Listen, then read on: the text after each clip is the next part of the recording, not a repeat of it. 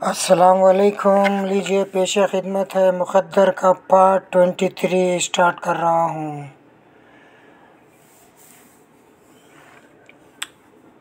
वहाँ से एक आदमी ने फ़ोन के ज़रिए शहबाज को बताया था कि वो जव्वाद को रिहाई मिल चुकी है और वो इसे लेकर आ रहे हैं। दुर्दाना बेगम खुश हो गई थी कि इसका बेटा रिहा होकर आ रहा है।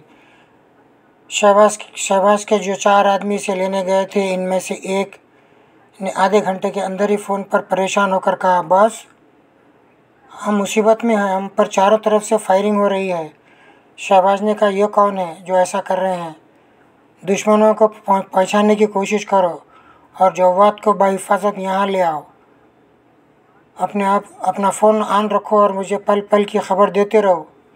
और दुर्दाना ये बातें सुनकर परेशान हो गई।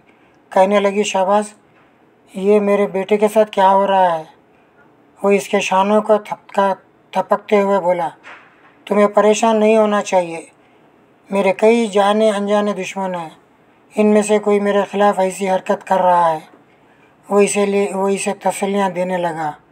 दूसरी तरफ फ़ोन पर बहुत देर तक खामोशी छाई रही। हमारे 2 आदमी मारे गए हैं बॉस। हम जवाद साहब को तलाश कर रहे हैं। हमारे 2 आदमी मारे गए हैं। हम जवाद साहब को तलाश कर रहे हैं, मगर वो कहीं नज़र नहीं आ रहे हैं। शहबाज ने धाड़ते हुए पूछा, क्या बकवास कर रहे हैं? और तुम जैसे कुत्तों के होते हुए वो कहाँ गायब हो गया? बस हमला ऐसे अचानक हुआ था कि हम सब ही तितर-बितर हो गए थे। दुश्मनों के हमले के बाद पता चला कि हमारे 2 साथी मारे गए हैं और जवाद साहब लापता हैं। मैं कुछ नहीं जानता, इसे कहीं से भी तलाश करके लाओ। दुर्दाना ने तड़प कर पूछा, मेरे बेटे को कुछ हो गया है? तुम्हारे आदमी छुपा रहे हैं? वो फ़ोन बंद करते हुए बोला, इसे कुछ नहीं हुआ। मेरे 2 बंदे मारे गए हैं। जब वो इनकी हलाकत ऐसी कोई बुरी खबर सुना सकते हैं। फ़िलहाल तो ये बात मेरी सिर्फ इतनी समझ में आ रही है कि इसे अगवा कर लिया गया है। वो परेशान होकर इसे देखने लगी, फिर बोली, क्या तुम्हारे इन्हीं दुश्मनों ने इसे अगवा किया होगा जिन्होंने तुम पर फायरिंग की थी? वो ज़रा सोचते हुए बोला, हो सकता है कि ये वही जलील दुश्मन हो। मैं अभी मालूम करता हूँ। इसने अपनी सेक्रेटरी तहमीना से कहा, अशरफ चंगेज़ी को इसके तमाम नंबरों पर तलाश करो और रब्ता होते ही मुझसे बात कराओ। और हुक्म की तामील के लिए चली गई। कुछ देर बाद इसने फ़ोन पर कहा, बस अशरफ चंगेज़ी से बात करें। तहमीना से रब्ता ख़त्म होते इसकी आवाज़ सुनाई दी। शहबाज दुरानी ने घुराते हुए कहा, चंगेज़ी मैं बोल रहा हूँ। हाँ चंगेज़ी मैं बोल रहा हूँ। हाँ, ज़ख्मी शेर गुर्राए हो। मैं समझ रहा था गोली खाने के बाद मर चुके होंगे, मगर बहुत ढीठ हो। शहबाज ने दुर्दाना के शाने पर हाथ रखकर फ़ोन पर कहा, चंगेज़ी एक तवील मुद्दत के बाद मेरी मोहब्बत मुझे वापस मिली है, इसीलिए तुम अब तक सांस ले रहे हो। मैं मोहब्बत के मामले में उलझकर इंतकाम को भूला हुआ हूँ। वैसे आज सुबह ठीक 6 बजे तुम्हारी ज़िंदगी का अख्ताम हो जाएगा। वो खैखा लगाते हुए बोला, शहबाज तुम्हारा एक ख़ास बंदा मेरे कब्ज़े में आ गया है। मेरे आदमियों ने अभी इसे अगवा किया है। जानता हूँ, इसीलिए फ़ोन किया है। अगर तुम मज़ीद 24 घंटे ज़िंदा रहना चाहते हो तो मेरे आदमी को मेरे हवाले कर दो। असद अज़ीज़ी तुम्हारा राइट हैंड है। बहुत अहम बंदा है, तुम्हारे लिए भी और मेरे लिए भी। जब तक ये मेरे कब्ज़े में रहेगा तुम मुझे नुकसान पहुँचाने की गलती नहीं करोगे। शहबाज दुरानी ने ज़रा सोचा, फिर कहा, मैं अपने दस्ते रास असद अज़ीज़ी की बात नहीं कर रहा हूँ। ये तो मुझे बहुत पहले मालूम हो चुका था कि वो तुम्हारे कब्ज़े में है। मैं इसे किसी न किसी तरह तुम्हारे शिकंजे से निकाल लाऊंगा। इस वक्त मैं अपने दूसरे बंदे की बात कर रहा हूँ। इसे अभी अगवा किया गया। इसका नाम जव्वाद हाशमी है। ये मेरे लिए नया नाम है। मैं तुम्हारे एक एक बंदे से वाकिफ़ हूँ। फिर यह जव्वाद हाशमी कौन है? इसने दुर्दाना को बड़ी मोहब्बत से देखा, फिर फ़ोन पर कहा, वो मेरा बेटा है। दुर्दाना ये सुनते ही खुश होकर इससे लिपट गई। शहबाज ने फ़ोन पर गुर्रा रहा था, देखो चंगेज़ी अनजान बनने की कोशिश ना करो। अगर इसे ज़रा भी नुकसान पहुंचा तो तुम्हारा जवान बेटा मारा जाएगा। चंगेज़ी ने कहा, तुम ख्वामोखा मुझ पर शुबा कर रहे हो। अगर मैंने तुम्हारे बेटे को अगवा किया होता तो मैं ये बात डंके की चोट पर कहता। तुम जानते हो मुझे चूहे बिल्ली का खेल पसंद नहीं है। शहबाज एक ज़रा तवक़्फ़ुफ़ के बाद बोला, मैं तुम्हारी बात का यकीन करता हूँ, लेकिन फिर भी कहता हूँ अगर तुमने ऐसी घटिया हरकत की है तो इसे वापस करके मज़ीद कुछ अरसे तक ज़िंदा रहने की मोहलत हासिल कर लो। मैं जानता हूँ कि तुम कितने ख़तरनाक हो। जब किसी दुश्मन की मौत का वक्त मुकर्रर करते हो तो वो हर हाल में इसी वक्त मरता है। अगर मैंने जवाद को अगवा किया होता तो मज़ीद जीने के लिए इसे ज़रूर तुम्हारे हवाले कर देता। फ़िलहाल मेरे कब्ज़े में असद अज़ीज़ी है, लिहाजा इसकी बात करो। असद अज़ीज़ी की वजह से ही मैं तुम्हें सुबह 6 बजे तक छीनने की मोहलत दे रहा हूँ। वह खारश से बोला, ओह, तुम तो मलकुल मौत बनने का दावा कर रहे हो। इस वक्त रात के 3 बजे हैं। ये 6 बजने में सिर्फ 3 घंटे रह गए हैं। अब देखना यह है कि तुम मेरे लिए मलकुल मौत साबित होगे या नहीं। शहबाज ने कोई जवाब दिए बगैर फ़ोन बंद कर दिया। फिर दुर्दाना से कहा, जवाद इसके पास नहीं है। मैं हैरान हूँ कि इसे किसने अगवा किया है। मेरा कौन सा दुश्मन मुझे चैलेंज कर रहा है। दुर्दाना इससे अलग होकर ज़रा सोचने के बाद बोली, ज़रूरी नहीं है कि यह काम तुम्हारे ही किसी दुश्मन ने किया हो। ऐसा करने वाला मेरा दुश्मन भी हो सकता है। वो बोला, तुम्हारा कौन सा दुश्मन है। वह खारश से बोली, वही एसपी ज़ीशान। इसके दिमाग में बहुत गर्मी है। मेरे बेटे ने इसके बहन को अगवा करने की कोशिश की थी। वो ये तौहीन बर्दाश्त नहीं कर पा रहा है और मेरे बेटे को नुकसान पहुंचा रहा है। वो इसे सोचती हुई नज़रों से देखकर बोला, तुम यह कहना चाहती हो कि इसने होम मिनिस्टर के हुक्म से जवाद को रिहा तो कर दिया है, लेकिन दर पर्दा इसे फिर अपने कब्ज़े में कर लिया है। हाँ, तुम खुद ही सोचो, क्या यह वो ऐसा नहीं कर सकता। वो तायद में सर हिलाकर बोला, हाँ, कर सकता है। मैं मालूम करूँगा वो एसपी कितने पानी में है। अभी मैं शहबाज दुर्रानी और ज़ीशान के दरमियान खड़ा हुआ दोनों के हाथों की लकीरों पर हूँ।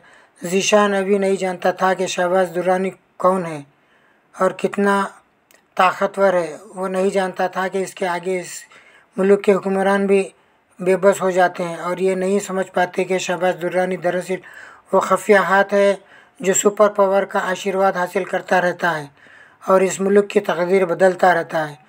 इसके मुकाबले में ज़ीशान महज एक पुलिस ऑफिसर था। बेजा और बेख्तियारात के ज़रिए बहुत कुछ कर सकता था। फिर भी शहबाज दुर्रानी जैसे पहाड़ के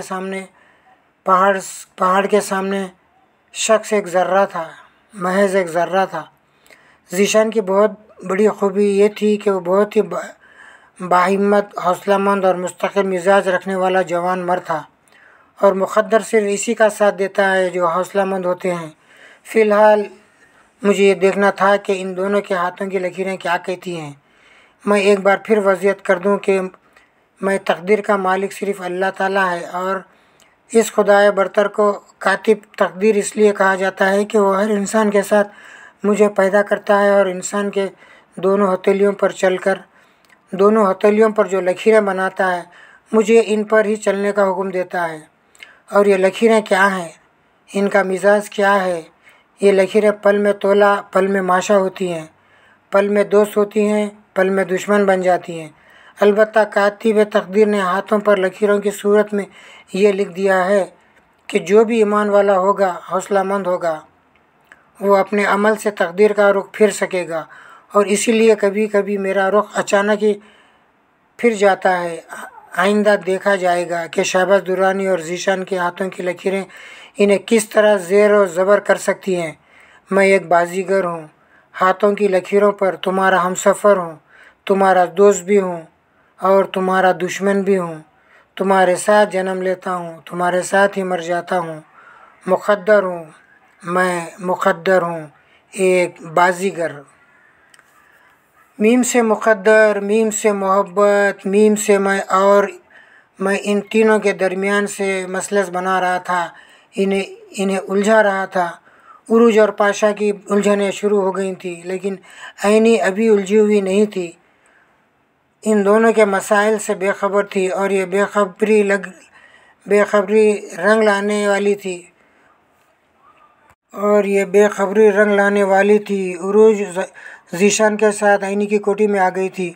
दोनों सहेलियां थोड़ी देर तक लगकर रोती रहीं, एक दूसरे के आंसू पूंछती रहीं। घर के दूसरे अफराद भी इसके कमरे में चले आए थे। फलक आफ्ताब ने कहा, तुम दोनों ने कल रात से हमारी नींदें उड़ा रखी हैं। न कल चैन से सो सके न आज रात। खुदा के लिए अब दोनों यहाँ एक साथ रहो, बातें करो, खुद भी नींद पूरी करो और हमें भी ज़रा सोने दो। वो सब अपने अपने कमरों की तरफ जाने लगे। जीशान और इस्मा भी इसके कमरे से बाहर आ गए। जीशान ज़रा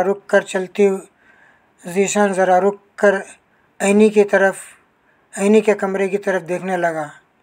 इस्मा ने पूछा, क्या हुआ, वहाँ क्या देख रहे हैं? वह गहरी सांस लेकर बोला, ये लड़की बहुत बदनसीब है। आप किसकी बात कर रहे हो? ऐनी की बात कर रहा हूँ। अब ऐसा क्या हो गया है जो इसे बदनसीब कह रहे हैं? ऐनी और उरूज ने कमरे का दरवाज़ा बंद कर दिया था। जीशान इस्मा के साथ अपने कमरे की तरफ बढ़ते हुए बोला, ऐनी ने कहा था कि वो पाशा को चाहने लगी है। हाँ, इसने कहा था। फिर यह कि इसकी मोहब्बत एक तरफ़ा है। पाशा के दिल में ऐसी कोई बात नहीं है, वो किसी दूसरी लड़की को चाहता है।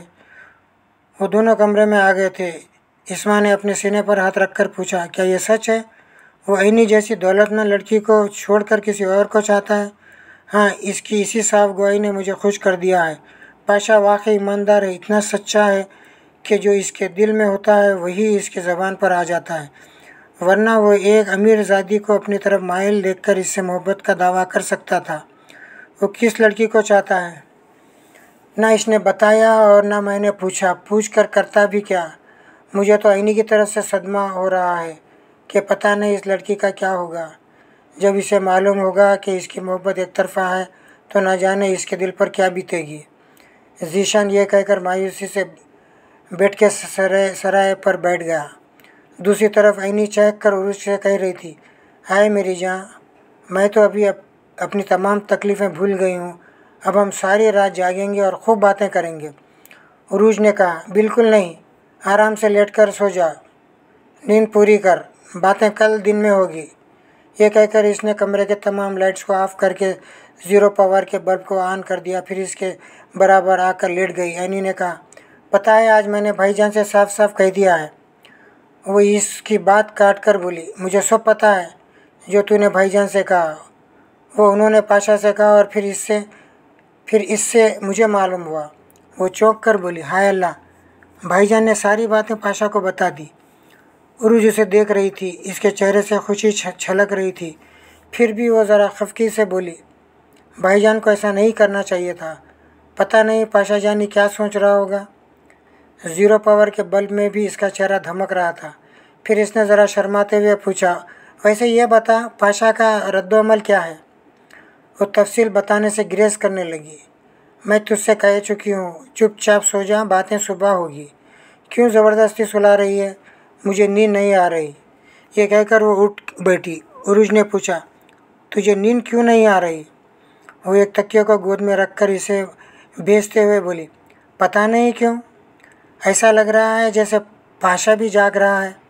वो बोली, सुबह के 4 बजने वाले हैं, सारी दुनिया सो रही है, पाशा भी सो रहा होगा, तू भी सो जा।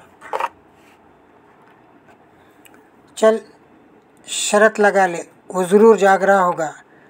खैर तेरा दिमाग चल गया है, वो बेचारा सो रहा होगा और तू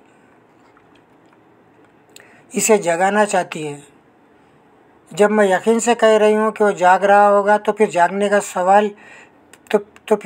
सवाल ही पैदा नहीं होता। अपना मोबाइल फ़ोन दे, मैं अभी जानी से रब्ता करती हूँ। उरूज ने मुस्कुराकर इसे टोका।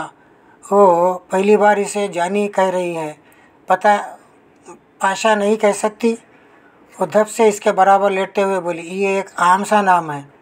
निचले तबके के लोग अपने महबूब को जानी कहकर मुखातिब करते हैं। हाँ, और निचले तबके में ऐसे नाम नहीं होते। तुझे पाशा कहना चाहिए। अच्छा, अब नहीं कहूँगी। अपना फ़ोन तो दे, क्यों ख्वामोखा ज़िद कर रही है? वो सो रहा होगा, इसे सोने दे। मैं यही साबित करना चाहती हूँ कि वो जाग रहा है।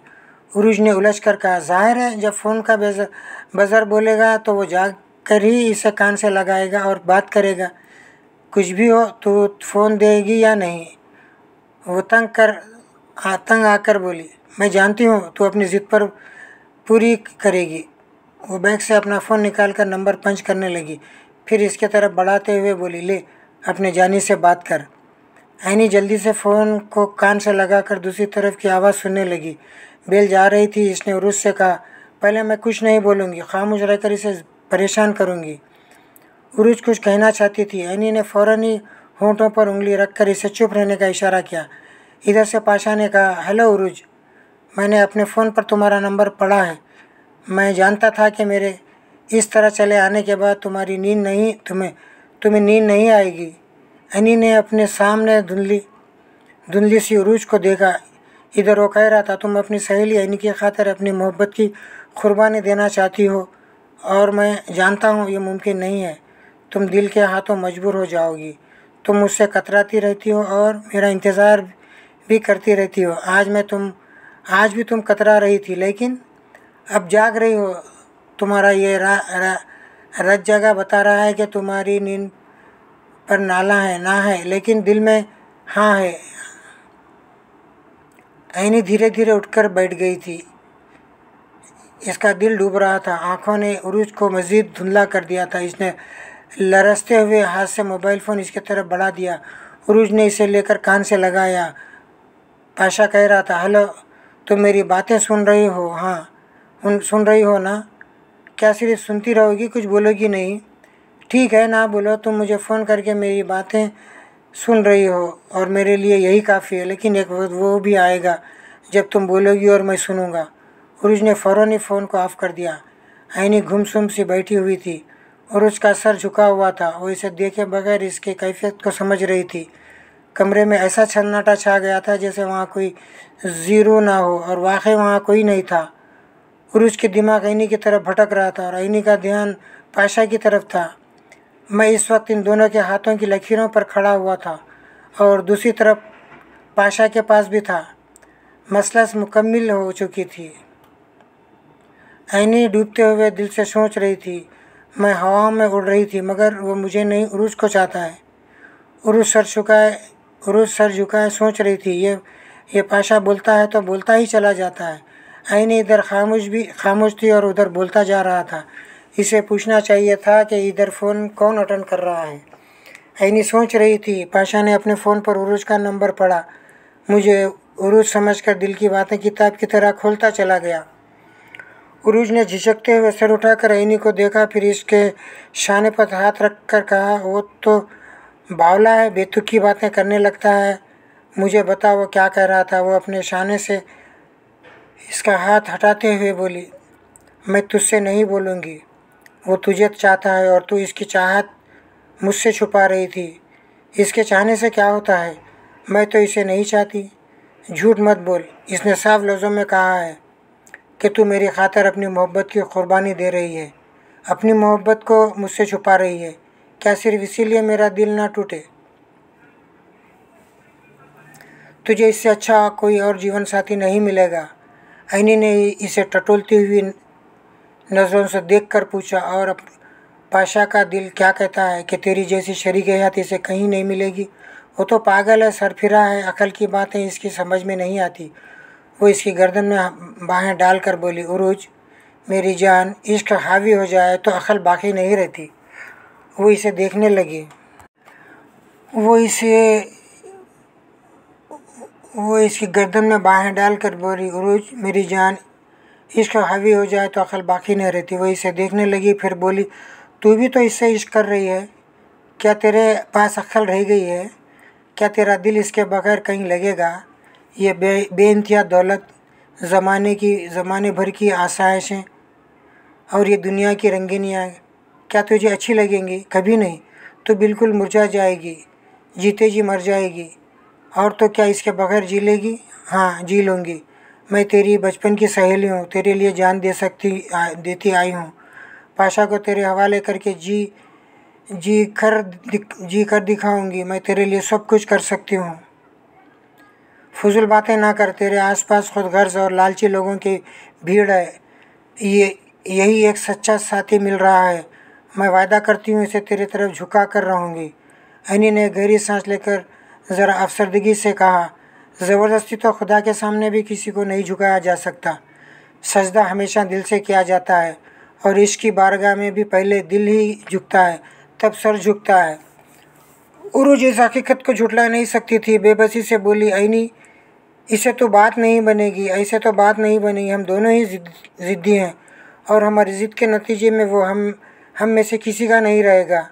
ऐनी ने सर झुकाकर गहरी संजीदगी से कहा, हाँ तू मेरे लिए क़ुरबानी देगी तो मैं भी तेरे लिए क़ुरबानी दूंगी।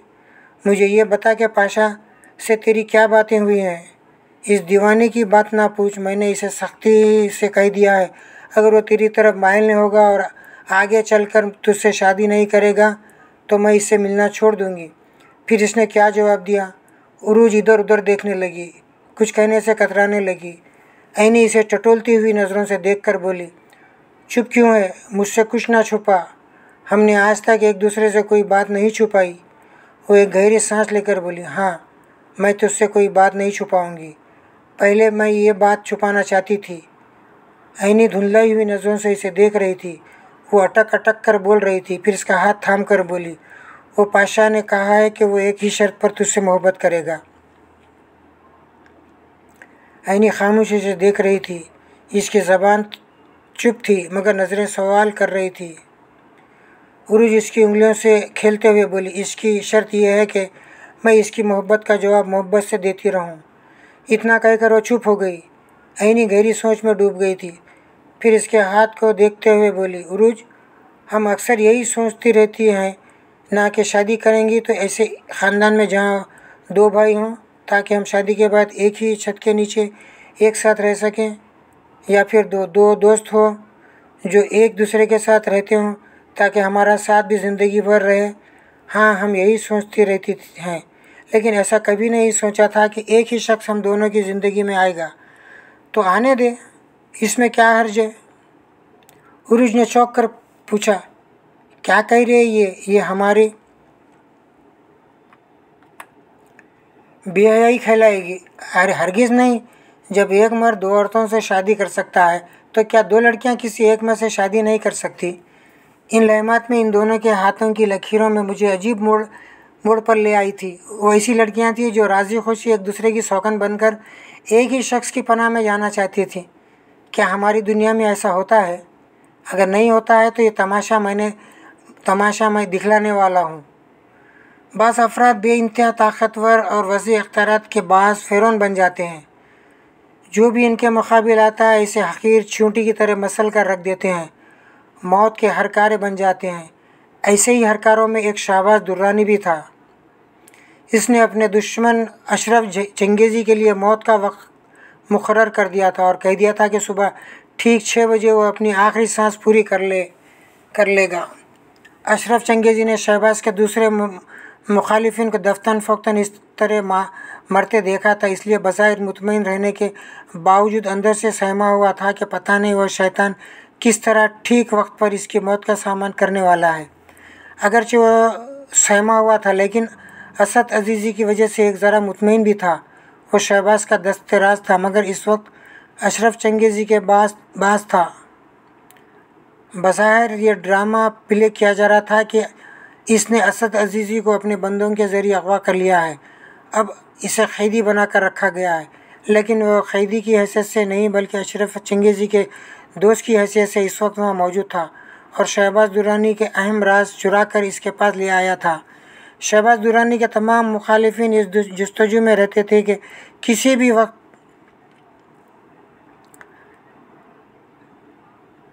भी वक्त शहबाज दुर्रानी के तमाम मुखालिफिन इस जस्तजू में रहते थे कि किसी भी तरह इसकी कमज़ोरियाँ मालूम हो जाएं और ये भी मालूम हो जाए कि वो भारतीय एजेंट है या इसराइली एजेंट, या फिर इसे अमेरिका का दस्तगिरी हासिल है।